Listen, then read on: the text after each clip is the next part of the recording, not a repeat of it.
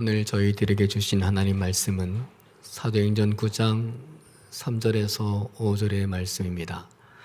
함께 봉독하심으로 하나님 말씀을 받으십니다. 사울이 길을 가다가 다메섹에 가까이 이르더니 호련히 하늘로부터 빛이 그를 둘러 비추는지라.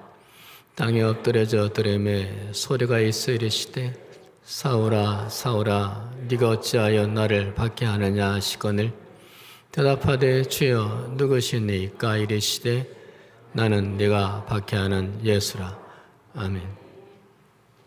여러분께 종이를 한 장씩 나눠드리고 반을 나누어서 왼쪽에는 장점을 쓰고 오른쪽에는 약점을 쓰라 하면 어느 쪽에 더 많이 쓰게 될까요?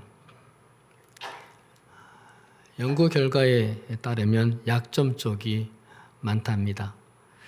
사람은 단점이나 부족한 것에 더 집착하는 부정성 편향이 있기 때문이라고 합니다. 그러면서도 그 약점을 감추려고 애를 씁니다. 약점을 못 견뎌 합니다. 그런 내가 싫기도 하지만 세상이 약점과 단점이 적은 사람을 사랑하기 때문에 어쩔 수 없습니다. 세상 사람들은 그렇습니다. 약점을 보완하고 단점을 없앤 사람을 선택합니다. 그런데 우리 하나님은 좀 다르십니다. 내 모습 그대로 받아주십니다. 내 있는 모습 그대로를 사랑하십니다. 심지어는 강점이 모두 사라졌을 때 단점이 더 생겼을 때 부르시기도 합니다. 대표적으로 모세가 그렇습니다. 모세는 강점이 많았습니다. 천하를 지배하는 애굽 제국의 왕자였습니다. 나이도 42전의 젊은 때였습니다. 그런데 하나님은 이런 강점의 모세를 부르시지 않았습니다. 미디안 광야에서 양을 치고 있을 때 부르셨습니다. 나이도 80이 다 되었을 때였습니다. 40년의 세월이 흐르는 동안 모세의 장점은 다 사라졌고 단점이 더 생겼습니다. 그런데 하나님은 그런 모세를 이스라엘을 구원하는 출애굽의 지도자로 쓰셨습니다. 하나님의 섭리는 이처럼 참 묘해서 이해하기가 어려울 때가 있습니다. 가장 납득이 되지 않는 사람이 있는데 사울입니다. 본문에서 하나님이 사울을 사도로 부르십니다. 그런데 당시 그리스도인들의 입장에서 볼 때 다른 사람은 다 사도가 될 수 있을지 몰라도 사울만은 절대 안 되는 사람이었습니다. 투표를 했다면 한 표도 나올 수 없었습니다. 어떤 사람이었길래 그렇습니까? 성경에서 사울의 첫 등장은 사도행전 7장 58절에 있습니다. 초대교회에 첫 순교자인 스데반이 처참하게 돌에 맞아 죽을 때 주동자가 사울이었습니다. 이 때문에 그리스도인들이 다 유대와 사마리아 모든 땅으로 흩어지게 됩니다. 기세가 등등해진 사울은 교회를 더 가혹하게 핍박을 하죠. 8장 3절에서 사울의 교회를 잔멸할세 각 집에 들어가 남녀를 끌어다가 옥에 넘겨버립니다. 그러던 중 사울은 다메섹이라는 곳에 예수 믿는 사람들이 있다는 소식을 듣게 됩니다. 예루살렘에서 무려 240km나 떨어진 곳이었는데 사울은 만사를 외치고 그들을 체포하러 갑니다.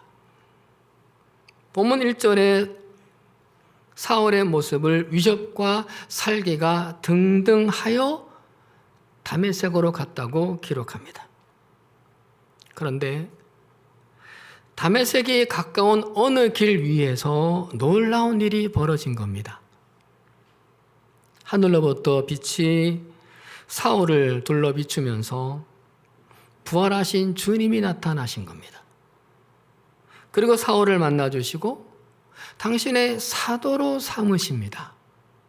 그리고는 아나니아라는 사람을 통해 사람들에게 사울이 어떤 사람인지를 알리게 하십니다. 15절 말씀이죠.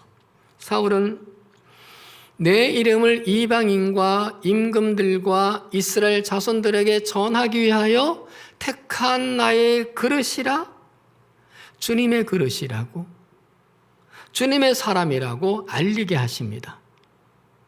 뿐만 아니라 성령으로 충만하게 하십니다. 세례도 받게 하십니다. 당시 교회로서는 결코 용납할 수 없는 일이었습니다.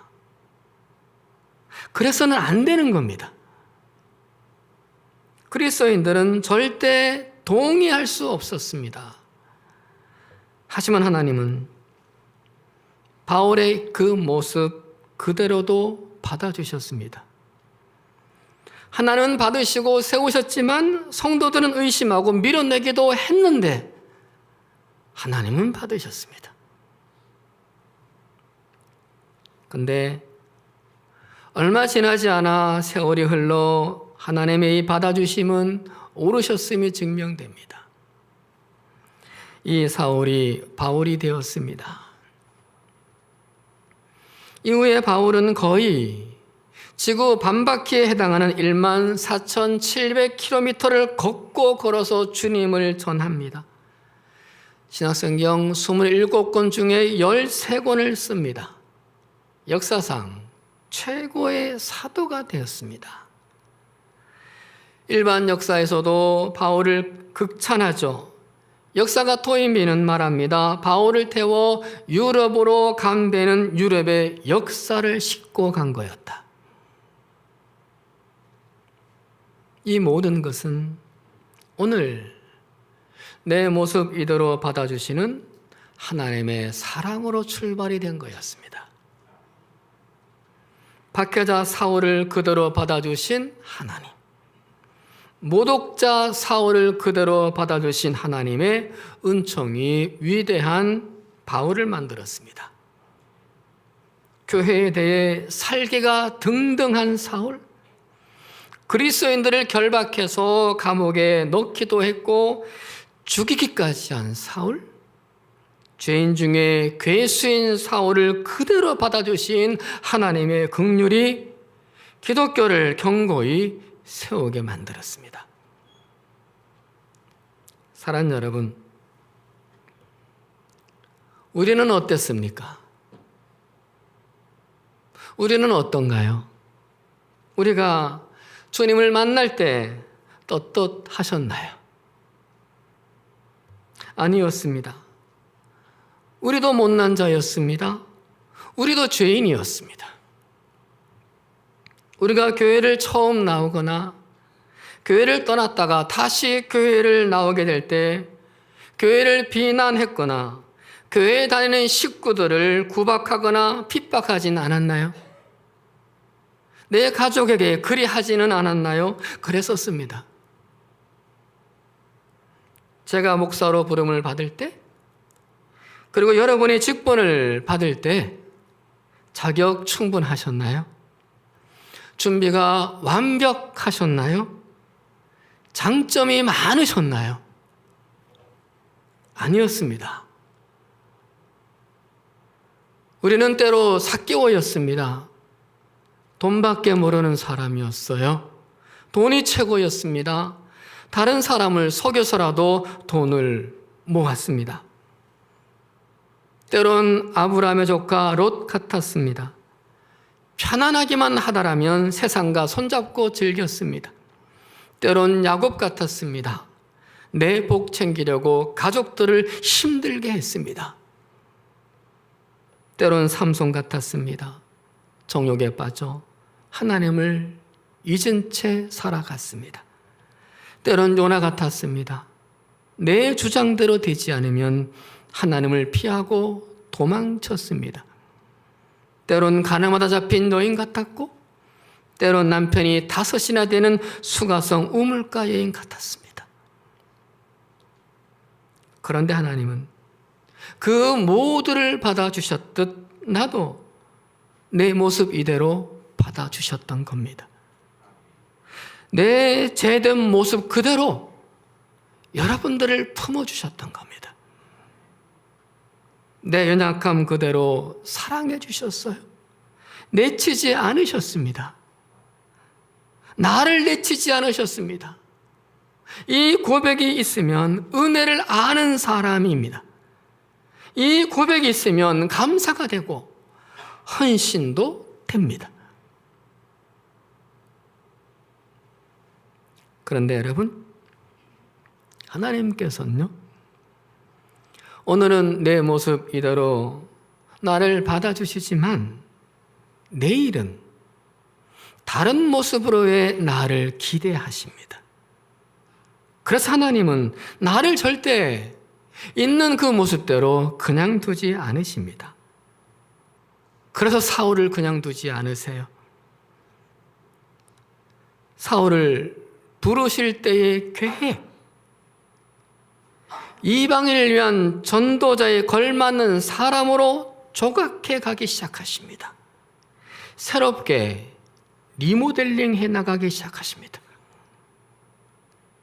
이를테면 길가밭, 돌짝밭, 가시밭, 그런 밭들을 옥토로 만들어 가듯 그렇게 하십니다. 옥토도 원래는 길가밭이었고 돌짝밭이었고 가시밭이었거든요. 어떻게 옥토로 만들어 갑니까? 길가밭, 돌밭, 그리고 가시밭을 그대로 두지 않는 겁니다. 그냥 놔두지 않는 겁니다. 농부가 길을 갈아엎고 돌도 빼내고 그리고 가시덤불도 뿌리를 캐내고 가지를 꺾어 거두어 드립니다. 땅의 입장에서는 불편하고 괴로운 일입니다. 농부가 괭이로 땅을 갈아엎었을 때 쟁기로 긁어내고 그리고 돌들을 모두 가져나갈 때 낫질로 가시나무를 쳐내고 삽질로 가시나무 뿌리를 뽑아낼 때 귀찮고 아팠습니다. 가만히 두면 좋을 것 같습니다. 그냥 이대로가 좋을 것 같습니다. 하지만 농부가 그 밭에 씨를 뿌려 꽃을 피우고 열매를 거두기 위해서 그 땅을 선택했던 거라면, 그것을 작정했다면 가만히 두면 안 되는 거였습니다. 주인이 밭을 건드리지 않으면 어떤 열매도 어떤 풍성함도 있을 수 없기 때문입니다. 하나님은 바울을 그렇게 하십니다. 바울을 있는 모습 그대로 받아들이시고 나서 그 후 그런 바울을 가만히 두진 않으십니다. 16절에서 주님이 말씀하십니다. 바울이 내 이름을 위하여 얼마나 고난을 받아야 할 것을 내가 그에게 보이리라. 바울을 갈아엎고 기경에 가실 계획이십니다. 실제로 그리 하십니다. 23절 이하를 보면 부르심을 받고 나서 다메섹에서 첫 복음을 전하는데 실패합니다. 광주리를 타고 성벽을 내려와 도망치게 합니다. 하나님은 바울을 이렇게 갈아엎기 시작하셨습니다. 26절 이하를 보면 다메섹에서 240km 떨어진 예루살렘으로 가서 복음을 전하는데 또 실패합니다. 다른 곳에서 시도를 새롭게 하는데 또 실패했습니다. 해서 낙심하고 600km나 떨어진 고향 닷소로 돌아갑니다. 거기서 13년 동안이나 무명과 은둔의 시간을 보냅니다. 고향 땅에서의 무시와 모멸을 견뎌내야만 했습니다. 하나님은 바울을 이렇듯 계속 가만히 두시지 않으셨습니다.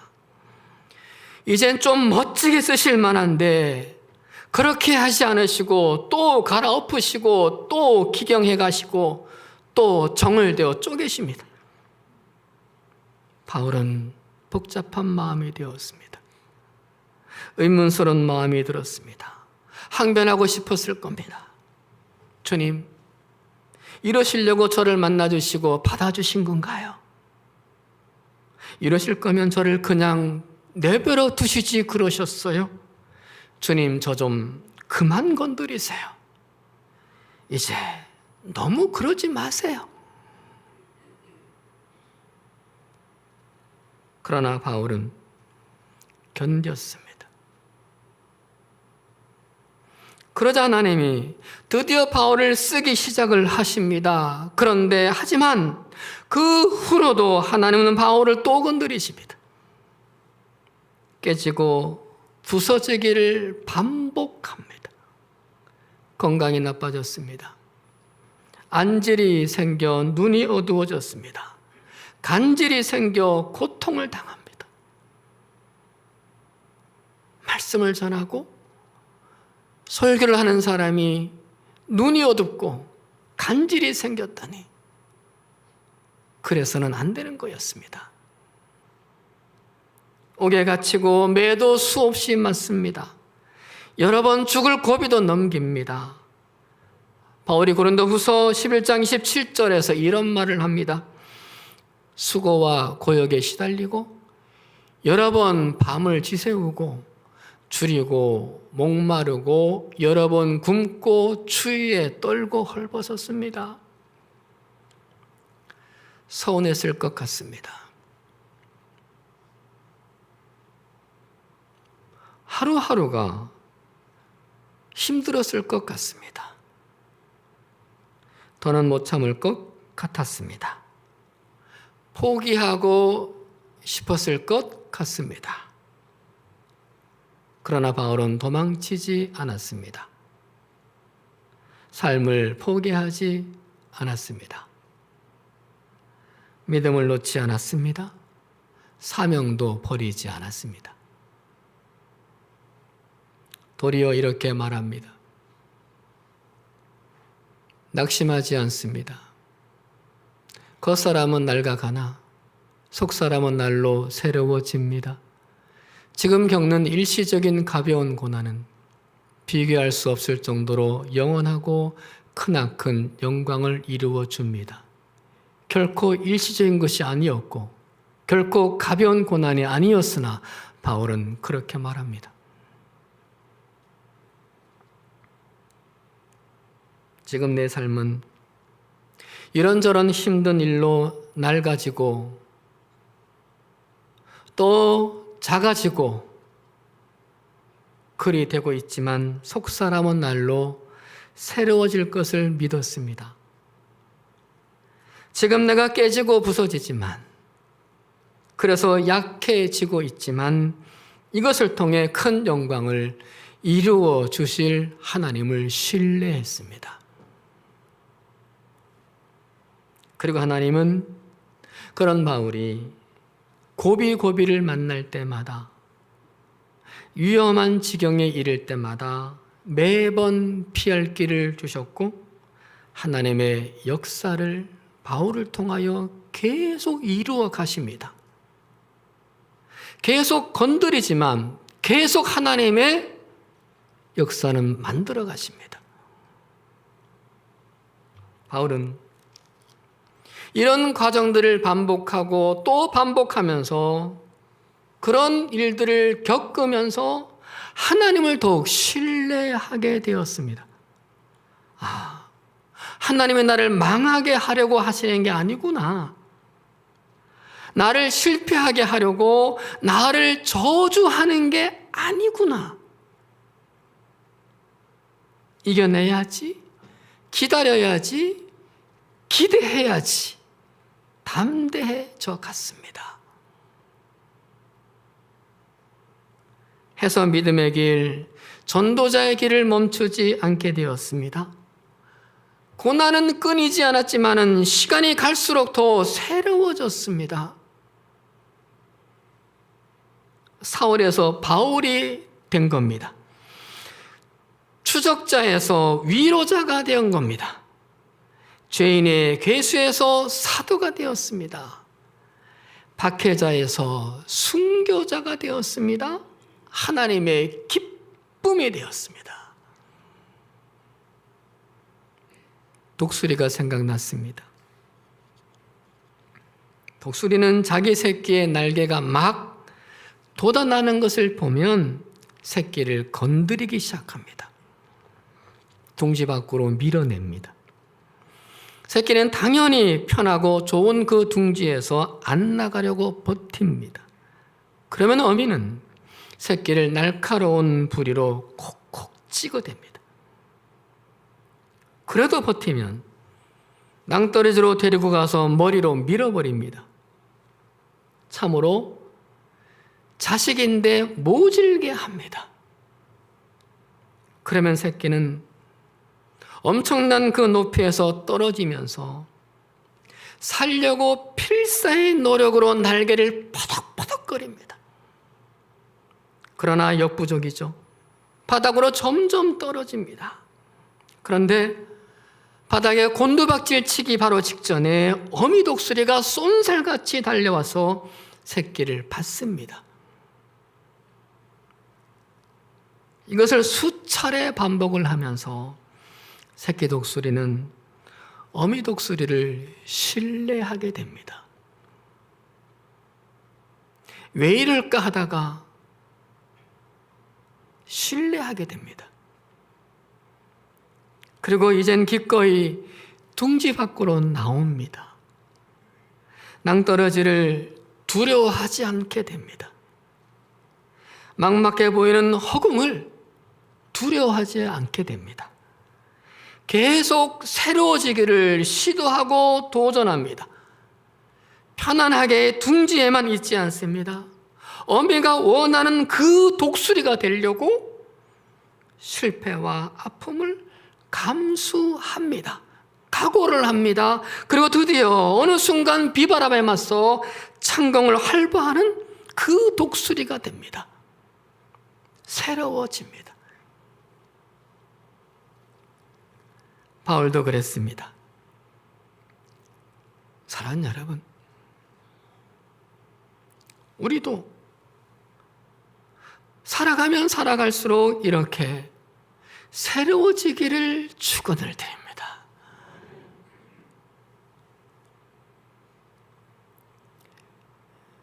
식품은 오랜 시간 저장하다 보면 변질이 되죠. 이때 변질은 두 가지로 구분이 되는 것 같습니다. 하나는 부패고 다른 하나는 발효입니다. 식빵을 보관하다가 곰팡이가 폈다면 그것은 부패입니다. 버리게 됩니다. 반면에 콩을 삶아서 으깨 만든 메주에 곰팡이가 폈다면 그것은 발효입니다. 이것을 원료로 된장, 고추장 그리고 간장을 만들어 먹습니다. 그래서 부패는 썩는다 말하고 발효는 삭는다 말합니다. 시간이 지나면서 썩으면 악취가 나고 먹지 못해 버립니다. 그러나 시간이 지나면서 삭으면 젓갈이 되고 식혜가 되고 김치가 돼서 그 풍미가 깊어집니다. 새로워집니다. 사람들에게 유익을 줍니다. 사람도 마찬가지입니다. 시간이 지나면서 자연스럽게 어딘가 변하기 마련입니다.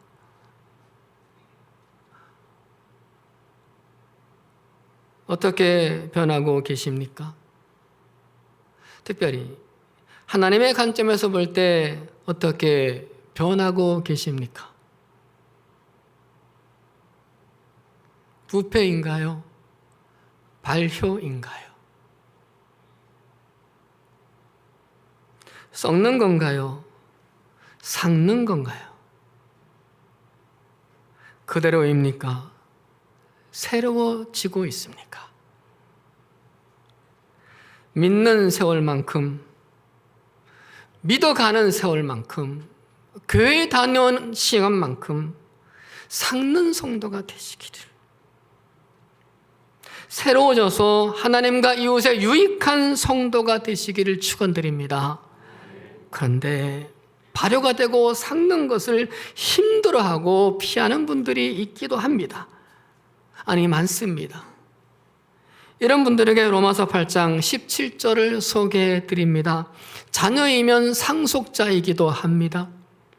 우리가 그리스도와 함께 영광을 받으려고 그와 함께 고난을 받으면 우리는 하나님의 정하신 상속자요, 그리스도와 더불어 공동 상속자입니다. 그리스도와 함께 영광을 받기 원한다면, 풍요하고 풍성하신 하나님의 상속자가 되기 원한다면, 그리스도와 더불어 공동 상속자가 되기 원한다면 고난도 함께 받아야 한다는 겁니다. 영광을 바라면서 하나님의 상속자가 되어 복을 원하면서 그리스도를 위해 받는 고난을 피해 다니기만 한다면 그건 어불성설이라는 겁니다. 그런 영광은 없습니다. 그런 복은 기독교 안에 없습니다. 벤치 워머라는 말을 아시죠? 앉아있는 벤치만 따뜻하게 하는 사람을 말합니다. 경기장에 뛰지 않고 앉아있기만 한 사람을 말하죠. 이와 관련해서 교회에도 벤치 워머, 소울 워머, 처치 워머가 있다고 생각합니다. 벤치 워머는 의자만 따뜻하게 하는 성도입니다. 모든 성도는 여기에서 출발을 합니다. 의자에 앉아만 있다가 갑니다. 둥지에만 있으려는 새끼 독수리와 같습니다. 다음에 소울 워머는 내 영혼만 따뜻하게 하려는 성도입니다. 은혜만 받으면 됩니다. 변화에는 관심이 없습니다. 변화하라고 하면 힘들어합니다. 불편해합니다.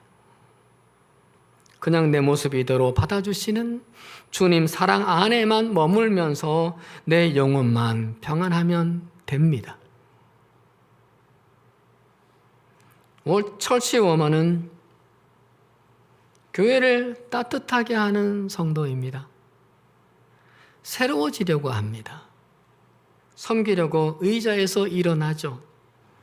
십자가 지려고 편안함에서 일어나죠. 교회와 성도들을 유익하게 하려고 움직입니다. 그러다 보니 아픔도 겪습니다. 그러다 보니 마음고생을 하고 몸고생을 하고 손해도 봅니다. 사랑하는 여러분, 우리 모두는 벤치워머로 시작했습니다. 그러나 벤치워머로 끝내선 안 됩니다. 처치워머로 변화되어 가기를 축원드립니다. 말씀 마칩니다. 사랑하는 여러분, 내일은 다른 모습으로, 내일은 하나님이 좋아하실 모습으로 변화됩시다. 내 모습 이대로 받아주신 하나님의 그 사랑을 받았으니 당연히 그 노력을 해야 하지 않겠습니까? 언제나 내 모습 이대로 받아달라고 응성만 부리는 새끼 독수리가 되지 않아야 되지 않겠습니까? 우리가 하나님 보시기에 더 나은 모습으로 신앙생활 못한 것을 회개 기도를 합니다. 하지만 주의할 것이 있습니다. 회개 기도를 했다고 그것으로 위안 삼거나 안심하지 않아야 합니다. 많은 경우 회개가 기도에서 멈추기가 쉽기 때문입니다. 만약 그렇다면 아무리 믿어도, 시간이 아무리 흘러도 우리 모습은 늘 제자리입니다. 우리 함께 이젠 좀 달라집시다.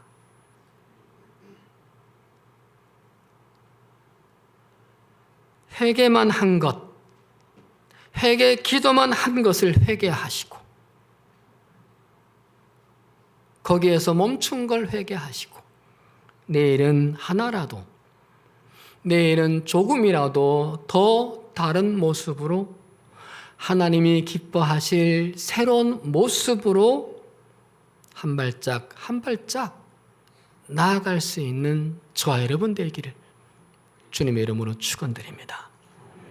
기도하십니다. 우리를 내 모습 이대로 받아주시고 사랑해 주시는 하나님 감사드립니다. 그 사랑을 아는 우리가 내일은 다른 모습으로 살기를 노력하게 해 주옵소서. 하나님께서 기뻐하시는 모습으로 발효가 되고 사가지고 하여 하나님의 상속자가 되는 복이 있게 주시옵소서. 우리에게 열매를 주시기 위해 길가밭, 돌짝밭, 가시밭이었던 우리들을 갈아엎으실 때에 순복하게 해 주시옵소서. 우리 모두가 내일은 새롭게 또 새롭게 되는 삶을 이어가도록 도와주시옵소서. 예수 그리스도의 이름으로 기도드리옵나이다. 아멘.